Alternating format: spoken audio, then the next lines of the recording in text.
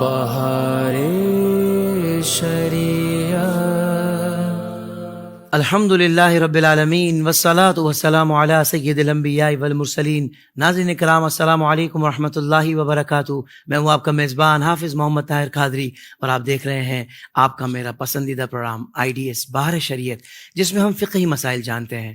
بہت سارے عنوانات پر، بہت سارے ٹاپکس پر ہم نے بہت سارے مسائل مفتیان کرام سے سوالات ان کے سامنے رکھے، اور انہوں نے قرآن و حدیث اور جو فقہ کا علم ہے اس کے مطابق ہمیں جوابات ارشاد فرمائے۔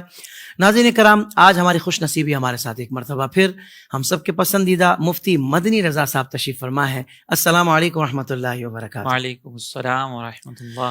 مفتی صاحب، آپ تشریف لاتے ہیں تو ہمارے پاس سوالات کی ایک بھرمار ہوتی ہے، اور وہ متفرق سوالات کے جو لوگوں کو مختلف حالات میں گاہے بگاہے ان کو سامنا کرنا پڑتا ہے، تو وہ یہ چاہتے ہیں کہ بھئی ہمیں فلاں موقع پر یہ مسئلہ درپیش ہوا تو اس کا جواب بھی مفتی صاحب سے لے دیں، اور سفر کیا ہم نے تو فلاں جگہ گئے تو وہاں یہ مسئلہ ہوا، اس کا جواب بھی لے دیں۔ تو اگر آپ کی اجازت ہو تو میں سوالات کا سلسلہ شروع کروں۔ جی انشاءاللہ۔ اچھا مفتی صاحب، سب سے پہلا سوال تو یہ ہے جو میرا بھی مشاہدہ ہے، اور مجھے اس بات پر بے حد افسوس ہوا کہ میں نے دیکھا ہے کہ لوگ یہ کہتے ہیں کہ بھائی ہم تو ظہر میں جاتے ہیں حرم شریف، اور ہم تو عشاء پڑھ کے آتے ہیں، یہ بہت اچھی بات ہے، بہت اچھی بات ہے، مگر افسوس کی بات کیا ہے کہ وہ ٹائم پورا کرنے کے لیے کچھ وقت عبادت، ذکر و اذکار، قرآن پاک پڑھتے ضرور ہیں، مگر اس کے بعد بیٹھ کر 4 افراد 5 افراد کی ٹولیاں بنا کر دنیاوی گفتگو کر رہے ہوتے ہیں۔ ان کے ملک میں جو اگر سیاسی ایشو ہو، کوئی اس طرح کے معاملات ہو، تو اس پر بیٹھ کر ڈیبیٹ کر رہے ہیں۔ مسجد میں بیٹھ کر دنیاوی گفتگو، کیا اس کی کوئی اجازت مل سکتی ہے؟ بسم اللہ الرحمن الرحیم۔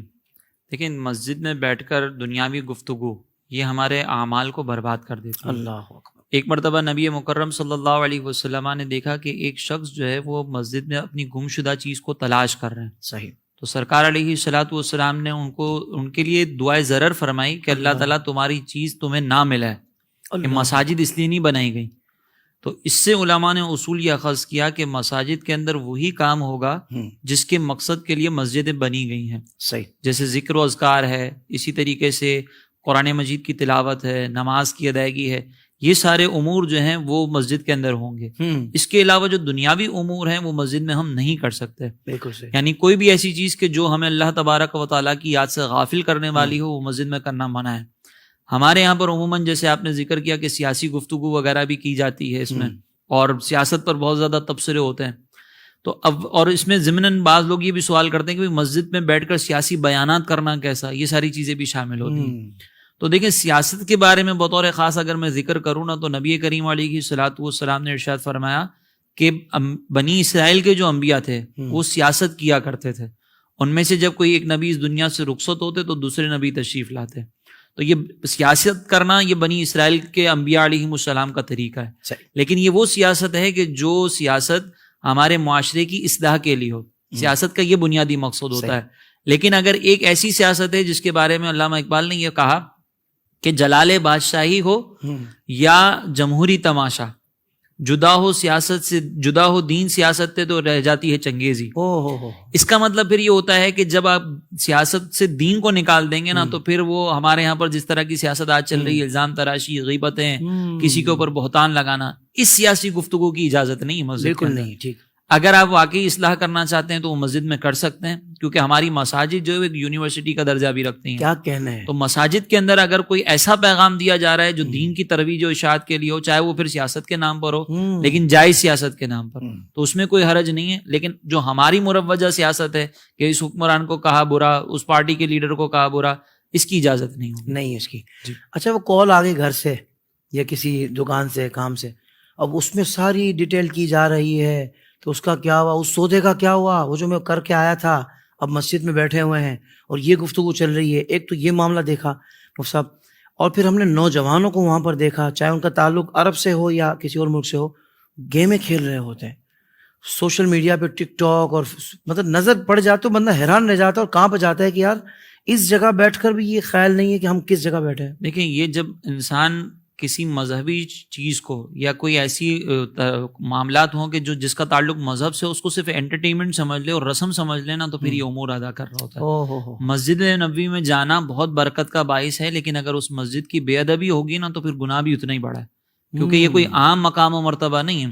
وہاں پر تو سرکار علیہ الصلوۃ والسلام کی بارگاہ میں اگر کوئی بلند آواز سے جملہ بھی کہے تو اس کے اعمال برباد ہونے کا حکم ہے. اگر کسی کو کوئی اس طرح کی گفتگو کرنی ہے نا اور ضرورت ہے تو وہ پھر مسجد سے باہر چلا جائے. مسجد کے باہر جائے گا تو شہر مدینہ میں تو کم از کم موجود ہے, وہاں پہ اس کو انشاءاللہ شہر مدینہ کی برکتیں بھی ملیں گی, اور مسجد کے ادب کی نیت کی وجہ سے باہر گیا تو انشاءاللہ جو کاروباری گفتگو کر رہا ہے اس میں بھی برکت ہو جائے گی. کیا کہنے مفتی صاحب, بہت خوبصورت, بہت خوبصورت. یعنی کتنی آسانی ہے شریعت میں کہ بندہ اگر تھوڑا سا توجہ کرے نا تو بڑے گناہ سے بچ جاتا ہے, بلکہ جو نیکیاں آپ نے کی تھی اس کے ضائع ہونے سے بھی وہ بچا جا سکتا ہے, یعنی کہ اس کی نیکیاں ضائع ہونے سے بچ جائیں گی. تو ماشاءاللہ مفتی صاحب آپ اتنی بہترین رہنمائی فرما رہے ہیں. اچھا یہ شاید فرمائیے گا کہ دوران جماعت کاندھے سے کاندھا ملانے کا امام صاحب بھی اکثر اعلان کرتے ہیں شروع میں, تو پتہ نہیں لوگوں کو شاید وہ عربی سمجھ نہیں آتی یا اردو بھی نہیں سمجھ آتی بعض اوقات, تو لوگوں کو شوق ہوتا ہے کہ نہیں یار تھوڑا سا دور دور کھڑے ہوں, اور کاندھے سے کاندھا ملانے کا اہتمام بعض لوگ نہیں کرتے. تو اس حوالے سے کیا شریعت رہنمائی کرتی ہے کہ نماز آیا ہو جائے گی یا نہیں ہوگی, یا جان بوجھ کر کاندھا نہ ملانا یہ مناسب ہے؟ نبی کریم علیہ الصلوۃ والسلام کے جو فرامین ہے نا اس کا خلاصہ اور مفہوم یہ ہے کہ سرکار علیہ الصلوۃ والسلام نے ارشاد فرمایا کہ جب تم نماز ادا کرو تو درمیان میں شیطان کے لیے جگہ نہ چھوڑو, اچھا, اور اپنے کاندھوں کو ملا لو. اور ایک روایت میں آتا ہے کہ سرکار علیہ الصلوۃ والسلام نے اس انداز سے سرکار ہماری صفوں کو سیدھا کیا کرتے تھے کہ گویا ان صفوں سے سرکار علیہ الصلوۃ والسلام کو تیر سیدھا کرنا ہے. تو یہ کندھے سے کندھا ملانے پر بہت زیادہ تاکیدیں آئی ہیں, اسی لیے ہمارے علماء نے فرمایا کہ نماز میں کندھے سے کندھا ٹچ کر کے کھڑا ہونا یہ واجب ہے. واجب ہے, لیکن یہ جماعت کے واجبات میں سے ہے, نماز کے واجبات میں سے نہیں. اگر کسی نے کندھے سے کندھا نہیں ملایا اس ترک واجب کی وجہ سے گناہگار ضرور ہوگا, لیکن اس کی نماز پہ کوئی فرق نہیں پڑے گا. اچھا, اس میں ایک اور ذہن میں یہ بات رکھ لیں کہ جو صف ہم ترتیب بناتے ہیں نا تو اس میں امام صاحب کی جو سیدھی جانب پہ کھڑے ہیں وہ امام صاحب کی سیدھی جانب سے چلتے جائیں گے, یعنی صف کا جو آغاز ہے وہ درمیان سے ہوتا ہے, پھر ایک سیدھی جانے والے جا رہے ہیں اور ایک دائیں جانے والے جا رہے ہیں. تو یہاں پہ جو شخص کھڑا ہے نا اس کی ذمہ داری اس سے کندھا ملانا ہے. اچھا, بعد میں آنے والا اس سے کندھا ملائے گا. اب بعض اوقات ہوتا یہ کہ نماز میں جھول رہے ہوتے ہیں کہ ادھر بھی ٹچ کر لیں ادھر بھی ٹچ کریں, تو اس کی ایک شخص کی یہ والے شخص کی ذمہ داری ادھر سے کندھا ٹچ کرنا نہیں ہے, ادھر ہے, لیفٹ پر نہیں ہے, رائٹ پر ہے. اور اگر لیفٹ سے لیفٹ صفیں بن رہی ہیں تو پھر وہاں والے کی ذمہ داری اس طرف. تو یہ دیکھیں کہ صف کہاں سے بننا شروع ہوئی, جہاں سے بننا شروع ہوئی ہے اس طرف آپ کو ٹچ کرنا واجب ہے. بعد میں جو آئے گا وہ اس کو پھر آپ کے ساتھ کھڑا ہونا. اچھا, وہ پھر گناہگار ہوگا, آپ گناہگار نہیں. بہت خوبصورت یہ تو آپ نے مسئلہ بتایا ہے مفتی صاحب, اللہ آپ کو جزائے خیر عطا فرمائے. اچھا, کچھ لوگوں کو یہ بھی کنفیوژن رہتی ہے یہاں پر کہ اگر کوئی شخص جماعت میں دوسری رکعت میں شرکت کرتا ہے, ابھی بیٹھ کر اتحیہ شروع ہی کی تھی کہ امام صاحب کھڑے ہو گئے اور فوراً تیسری رکعت کا رکوع بھی کر لیا, اب اسے معلوم ہے کہ اتحیات پڑھوں گا تو رکوع بھی مکمل ہو جائے گا, تو ایسی صورت میں کیا کریں؟ دیکھیں اس سلسلے میں نا ایک بنیادی اصول ہے کہ ہمیں امام کی متابعت یعنی امام کی پیروی جو ہے وہ فوری طور پر کرنی ہے. صحیح, فوری طور پر کرنے کا مطلب یہ ہے کہ امام جس رکن کے اندر ہو اس رکن کے اندر ہم فوراً شامل ہو جائیں. صحیح, لیکن اس میں ایک شرط یہ ہے کہ اس پیروی کی وجہ سے کوئی دوسرا واجب ترک نہ ہو. بالکل ٹھیک ہے. اب اتحیات جب آپ پڑھنے کے لیے بیٹھ گئے, آپ نے اتحیات کا آغاز کر دیا تو اس کو مکمل کرنا واجب ہے. واجب ہے جی. اب اس صورت کے اندر جو ہے وہ اگر کوئی مثال کے طور پر اس کو یہ گمان ہے کہ میں اگر اتحیات مکمل کروں گا اور امام صاحب رکوع مکمل کر لیں گے تیسری رکعت کا, تو آپ اپنی اتحیات بھی مکمل کریں گے اور بعد میں امام صاحب سے جا کر مل لیں. اتحیات کو چھوڑ کر نہیں جائیں گے, اتحیات مکمل کریں. اگرچہ امام صاحب رکوع سے اٹھ جائیں, آپ جا کے اپنا پھر بعد میں رکوع کریں گے, یہ پیروی بھی ہو جائے گی. لیکن یہاں پر ایک چیز چھوٹ رہی ہے, وہ جو ضمناً ایک ہے کہ بھائی فوراً پہنچنا تھا, وہ نہیں ہو سکے گا, لیکن بہرحال یہ نماز درست ہو جائے گی. سبحان اللہ, سبحان اللہ, بہت خوبصورت مسئلہ مفتی صاحب نے ارشاد فرمایا ہے اور بہت سارے لوگوں کی کنفیوژن دور ہو چکی ہوگی. مفتی صاحب یہ ارشاد فرمایا کہ بزرگوں سے یہ سنا ہے کہ جس کا کوئی پیر نہیں اس کا پیر شیطان ہے, تو کیا کسی پیر صاحب سے بیعت کرنا اتنا ضروری ہے؟ دیکھیں پیر یا مرشد ان کا مطلب یہ ہوتا ہے ہدایت دینے والے, راہ دکھانے والے. تو امام اہل سنت نے جو ہے نا یہاں پر وضاحت فرمائی ہے اس قول کی اس کی تشریح کرتے ہوئے. اعلیٰ حضرت فرماتے ہیں کہ مرشد جو ہے نا دو طرح کے ہوتے ہیں, ایک مرشد خاص اور ایک مرشد عام. مرشد خاص سے تو مراد یہ کہ باقاعدہ کوئی جامع شرائط پیر ہوں, ان کے ہاتھ پر ہم بیعت کریں, تو یہ مرشد خاص کہلاتے ہیں. مرشد عام کا مطلب یہ ہے کہ جو ہمارے علماء کے بیانات ہوتے ہیں, علماء کی لکھی گئی کتب ہیں, یہ مرشد عام ہیں کہ یہ بھی رہنمائی کر رہی ہیں. صحیح ہے. اگر کوئی شخص نہ مرشد خاص سے بیعت کر رہا ہے نہ مرشد عام سے بیعت کر رہا ہے, تو اب اعلیٰ حضرت نے یہاں پہ فرمایا کہ جب دونوں مرشدوں سے ہدایت نہیں لے گا تو پھر اس کو ہدایت دینے والا، اس کو گائیڈ لائن دینے والا وہ شیطان ہوگا. یہ مراد ہے. یہ نہیں کہ کسی ایک پرٹیکولر پیر صاحب سے بیعت کرنا ضروری ہو. کسی ایک پرٹیکولر پیر صاحب سے آپ بیعت کریں گے، اس کی اپنی برکت ہے، لیکن کوئی فرض واجب نہیں، وہ مستحب ہے. صحیح ہے. اگر آپ نے نہیں کی اور آپ علماء کے بیانات سن رہے ہیں تو گناہگار نہیں ہوں گے، اور یہ قول ایسے شخص کے بارے میں ہے بھی نہیں. ہمارے یہاں پر عموماً جو جعلی پیر ہوتے ہیں نا، جو جامع شرائط نہیں ہوتے، وہ بزرگوں کی اس طرح کی باتوں کو لے کر اپنے لیے غلط انداز میں استعمال کرتے ہیں. اور جو جامع شرائط پیر صاحبان ہوتے ہیں نا، وہ اس کی پوری وضاحت کر دیتے ہیں کہ بھئی اس سے مراد کیا ہے. واہ واہ. تو ویسے بھی کسی جامع شرائط پیر صاحب سے ہی بیعت ہونا مستحب ہے. جعلی پیر سے تو ویسے ہی بیعت حرام ہے، تو ان سے تو بیعت کرنی ہی نہیں. وہ بھی ایسے ہی ہوگا کہ پھر جیسے آپ کو شیطان رہنمائی دے گا. اللہ اکبر. تو اس سے مراد بس یہ ہے کہ یا تو علماء سے گائیڈ لائن لیں، علماء کی تحریر سے گائیڈ لائن لیں، یا کسی خاص پیر صاحب کے ہاتھ پر بیعت کر لیں. سبحان اللہ. یہاں تو آپ نے جو گفتگو بھی فرمائی اس میں یہ بھی پتہ لگ گیا کہ بھائی بیعت ہونے کا مقصد ہی حصول علم ہے. جی ہے. اسی لیے پیر کی شرائط میں ایک شرط یہ ہے کہ پیر عالم ہو، کیونکہ پیر خود عالم نہیں ہوگا تو وہ کیسے رہنمائی کر سکتا ہے. اللہ تعالیٰ نے قرآن میں ہمیں حکم یہ فرمایا نا، فَاسْأَلُوا أَهْلَ الذِّكْرِ إِن كُنتُمْ لَا تَعْلَمُونَ، کہ اگر تم نہیں جانتے تو اہل علم سے سوال کرو. تو پیر کا بھی صاحب علم ہونا ضروری ہے. اگر وہ نہیں جانتا تو وہ پھر مریدین کی رہنمائی کیسے کرے گا. واہ واہ واہ واہ، بالکل بجا فرمایا آپ نے. مفتی صاحب اگلا سوال یہ ہے کہ ہم جب بھی کسی چیز کو جائز سمجھتے ہیں اور اس کی کوئی دلیل مانگتا ہے تو کہا جاتا ہے کہ بھائی کسی چیز کے جائز ہونے کے لیے دلیل کی ضرورت نہیں ہوتی، عدم جواز کے لیے دلیل پیش کی جاتی ہے. تو یہ اصول کہاں سے ثابت ہے اور اس کا کیا مطلب ہے؟ دیکھیں اس سلسلے میں پہلے تو قرآن کی ایک آیت ہے. اللہ تبارک و تعالیٰ نے سورہ بقرہ میں ارشاد فرمایا، خلق لکم ما فی الارض جمیعا، کہ اللہ تبارک و تعالیٰ نے جو کچھ زمین میں ہے تمہارے نفع کے لیے پیدا کیا. ٹھیک ہے. اب زمین میں جتنی بھی چیزیں ہیں ہمارے نفع کے لیے پیدا کی گئی ہیں، تو نفع اٹھانا اسی وقت ہمارے لیے درست ہوگا کہ جب وہ چیز جائز ہو. تو گویا کہ اس آیت مقدسہ میں اللہ تبارک و تعالیٰ نے یہ وضاحت فرما دی کہ ہمارے لیے جو بھی چیزیں زمین میں اتاری گئی ہیں، جو تخلیق کی گئی ہیں، وہ ہمارے نفع کے لیے حلال ہیں. صحیح. دوسرا ایک اور ترمذی شریف کی یہ روایت ہے، سرکار علیہ الصلوۃ والسلام سے گھی اور پنیر کے بارے میں سوال کیا گیا. تو سرکار علیہ الصلوۃ والسلام نے ارشاد فرمایا کہ حلال وہ ہے جو کتاب اللہ میں ہے، حرام وہ ہے جو کتاب اللہ میں ہے.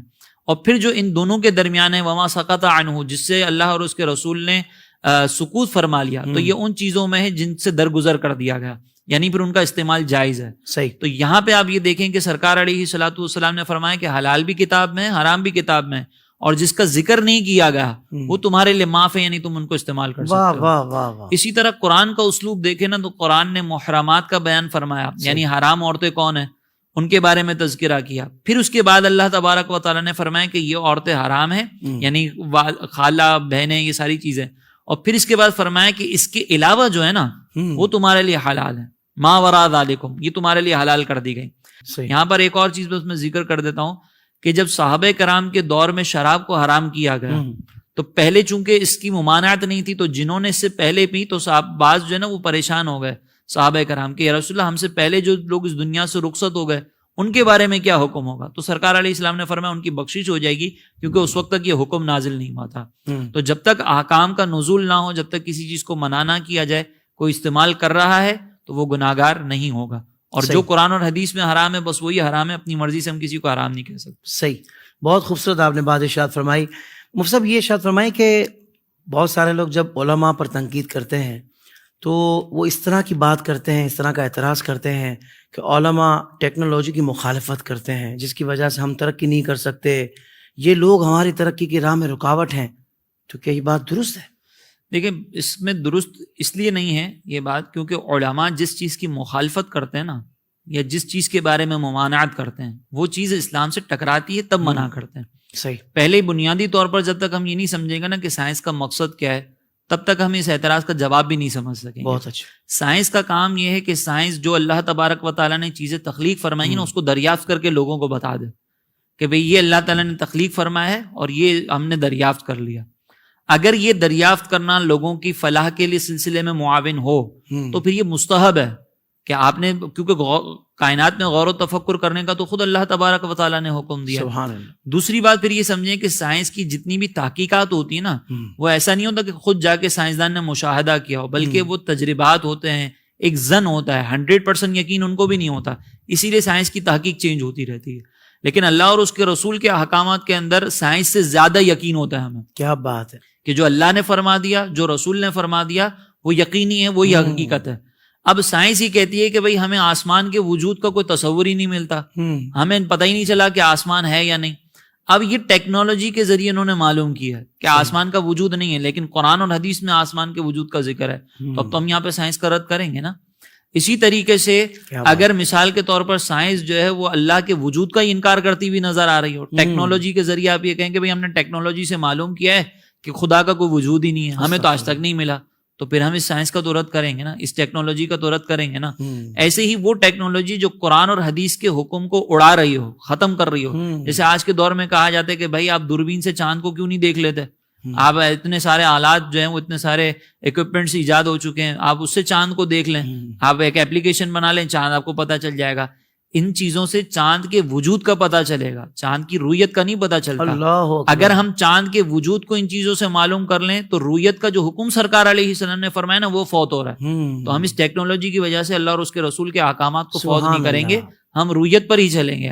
ہاں جہاں تک یہ ہمارے لیے معاون ہوں گی وہاں پر ہم اس کی اجازت دیں گے، جہاں پہ یہ اللہ اور اس کے رسول کے احکامات کے مخالف میں ہوں گی تو ہم اللہ اور اس کے رسول کے احکامات کو ترجیح دیں گے اور پھر سائنس کا اور ٹیکنالوجی کا رد کریں گے.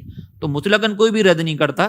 اگر اسلام کی بقا کے لیے قرآن اور حدیث کے مسائل کو سمجھنے کے لیے ٹیکنالوجی ساتھ دے گی تو ہم اس کا استعمال کریں گے، اور اگر وہ اللہ اور اس کے رسول کے احکامات کے خلاف ہوگی تو پھر ہم اس کو رد کر دیں گے. واہ واہ واہ، یعنی آپ نے ان احباب کے اعتراضات کا بھی رد کر دیا کہ جو غلط باتیں علماء کے حوالے سے لوگوں میں پھیلا رہے ہیں.